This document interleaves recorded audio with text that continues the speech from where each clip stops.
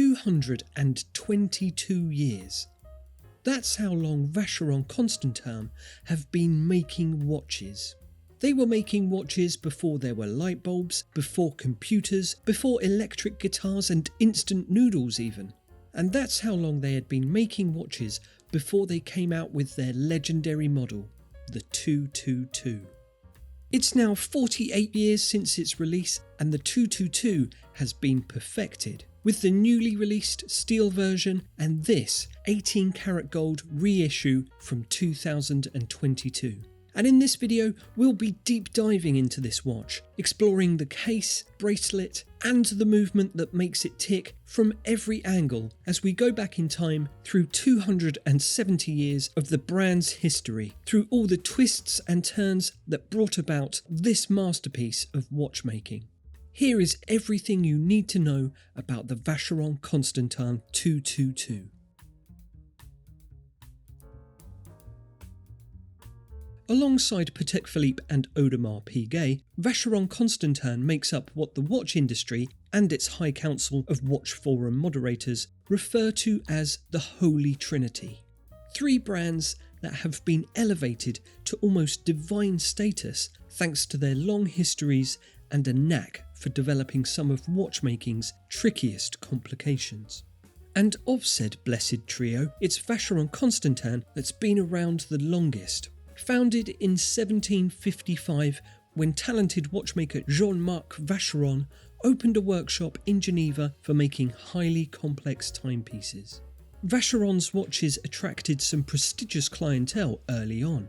French aristocrats and the powerful court of King Louis XVI gravitated to Jean-Marc's watches in the same way today's oligarchs snap up Richard Milles. And Vacheron timepieces quickly became de rigueur for the Parisian elite.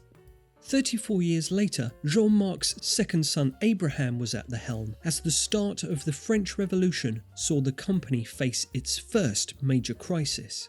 Profits collapsed like a punctured souffle as Vacheron's clients were more concerned about not getting their heads chopped off than buying fancy watches. Different priorities back then, but fair enough, I suppose. It was then Abraham's son, Jacques Barthélemy, who took over the company in the early 19th century, but it was still struggling to survive without its wealthy French patrons. In 1819, needing financial help to stay in business, Jacques Barthélemy asked François Constantin, the son of a wealthy grain merchant, to join him as a partner. A regular Phileas Fogg and a natural-born salesman, Constantin relished sourcing lucrative new markets in far-flung countries, from the US to India and beyond. And just as vital to the brand's success during the 19th century was the appointment of Georges-Auguste Lechaud, a local watchmaker's son who designed and constructed machine tools exclusively for the company. By developing a hand-operated machine tool facility that enabled consistent production of all watch components, Lechaud was able to make internal watch parts interchangeable, and this gave the company a huge advantage over its competitors. The company stayed in the hands of both families for several decades before falling into public ownership in 1887, where it remained a watchmaker of the highest order, producing many ultra-complicated pocket watches. Charles Constantin became the last member of the two families to head the brand when he was appointed president in 1936. And then just 3 years later, World War II broke out, and again the company was in need of a saviour. Rival watchmaker Jaeger-LeCoultre briefly acquired a controlling interest, and then it was the company's sales manager Georges Ketterer who became a majority shareholder in the 1940s. And then, after his death in 1969, he was succeeded by his son Jacques, just in time for the brand's third major crisis. This time, thanks to the Japanese throwing a quartz crystal into the works, quite literally. This was the dawn of the quartz crisis, caused by the introduction of mass-produced battery-powered watches from Japan. Not only were these watches cheaper than their mechanical counterparts, they were also more accurate and offered cool futuristic-looking digital displays, and that resonated with customers during the age of space travel and moon landings. Within a few years, mechanical timepieces and those who made them were in dire straits. The traditional mechanical watch movement was in trouble. The future looked bleak, and going off to attend Swiss watchmaking school now suddenly made about as much sense as Tenet. Countless brands went the way of the dodo, while some big names like Blancpain became dormant. Others took the "if you can't beat 'em, join 'em" approach and signed up for the quartz revolution, as they cleverly span it, some even going all in and scrapping their traditional watchmaking tools. But it wasn't all doom and gloom for mechanical watchmaking. While they lagged behind technologically, Swiss watches still spoke of luxury and heritage. And then occasionally they could also conjure up a wildly radical design when they wanted to, which is exactly what Audemars Piguet did with its genre-defining Royal Oak. Launched to satisfy the demands from its fashion-forward French and Italian distributors, this watch is now considered the first luxury sports watch. A watch largely defined by its offbeat case shape, textured dial, and an integrated bracelet that can't be swapped for a standard strap. And notably, despite being steel, it also came with the hefty price tag of a precious metal watch. Genius. The Royal Oak was hastily designed in 1971 by the legendary Gerald Genta, who was given a last-minute homework assignment by AP to come up with an original concept overnight. Encouraged by the response to Genta's renderings, Audemars Piguet officially launched it at the Basel World event the following year. Around 1,000 units were made initially, but soon demand was so high that AP needed to expand its workshop.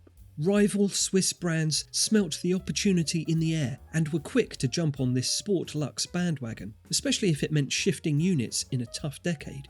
And within a few years, at least one luxury steel sports model could be found in the collections of everyone from Chopin to IWC. Patek Philippe's contribution was of course the Nautilus, also designed by the prolific Genta and launched in 1976, before becoming every inch as iconic as the Royal Oak. And as one of the Holy Trinity, Vacheron Constantin wasn't going to be left out of the luxury sports watch game, even if it jarred slightly with its long-standing reputation for making discreet gold dress watches. On its 222nd anniversary, Vacheron Constantin unveiled the 222. Designed by 24-year-old George Heisek, who later conceived Tag Heuer's distinctive Kyrian watches, the 222 was robust and refined in equal measure. It featured a serrated, round, screw-down bezel on a tonneau case which bore the Maison's Maltese cross logo on the bottom right. Due to its monoblock case, the movement had to be inserted from the dial side, and its bracelet was just as distinctive as that of the Royal Oaks, boasting large hexagonal central links. This was a masterpiece in itself, designed by the renowned Gay Frères company, which not only supplied Rolex, but was later purchased by them. Interestingly, it was powered by a modified version of Jaeger-LeCoultre's Caliber 920, the very same movement used in the first versions of the Nautilus and the Royal Oak, who also modified it to suit their very different case shapes. While the original jumbo version of the 222 was a modern-looking 37mm and made only in steel, later versions came in 34mm and 24mm cases, which were made not only in steel, but gold and two-tone.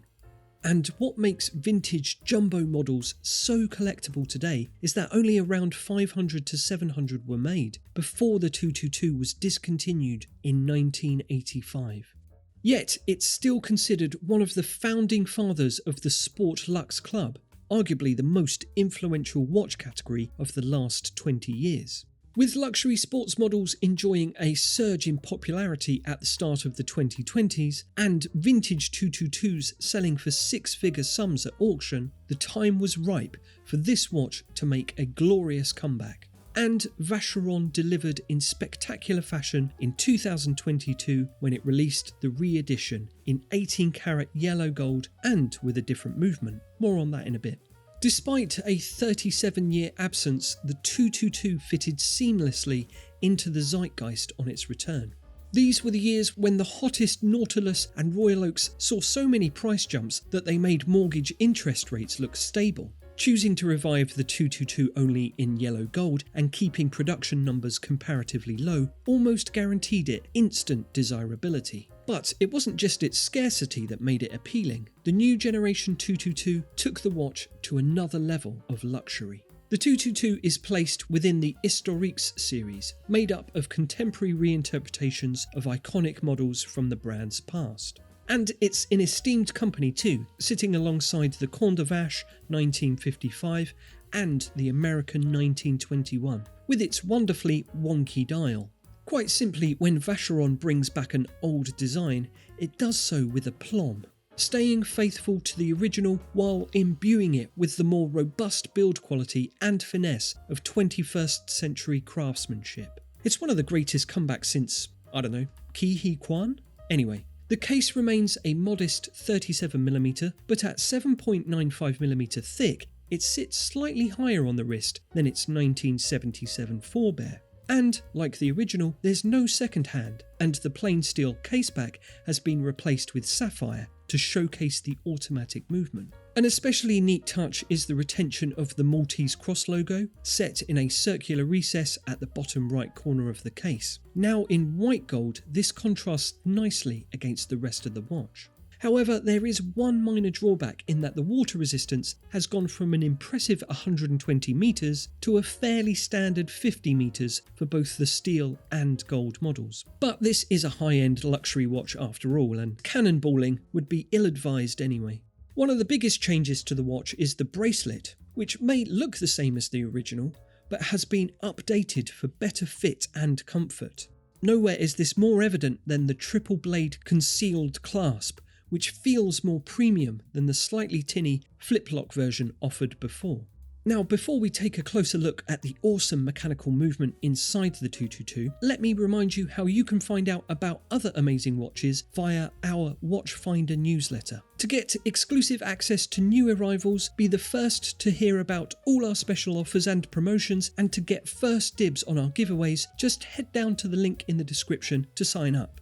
So the movement inside the 222 has now gone fully in-house after the first generation model relied on that modified Jaeger-LeCoultre caliber 920. Now it's equipped with the caliber 24552, and it boasts a quick set date feature, which it lacked before, and a decent 40-hour power reserve. The eagle-eyed will also spot the prestigious Hall of Geneva stamp on the movement, a quality seal only found on certain movements from just a handful of brands. This guarantees that the components, craftsmanship, technical specification and performance of the watch all meet the highest benchmark for quality, and that all the parts were made and assembled in Geneva.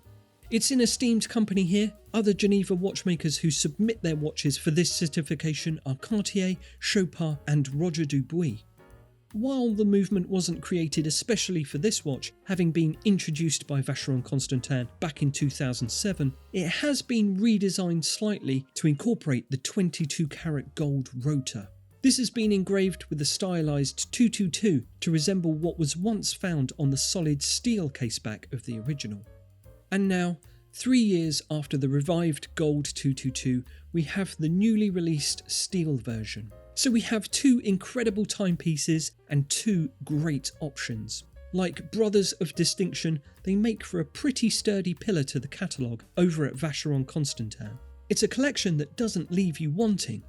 Well, except for maybe a reissue of the two-tone steel and gold. That'd be nice.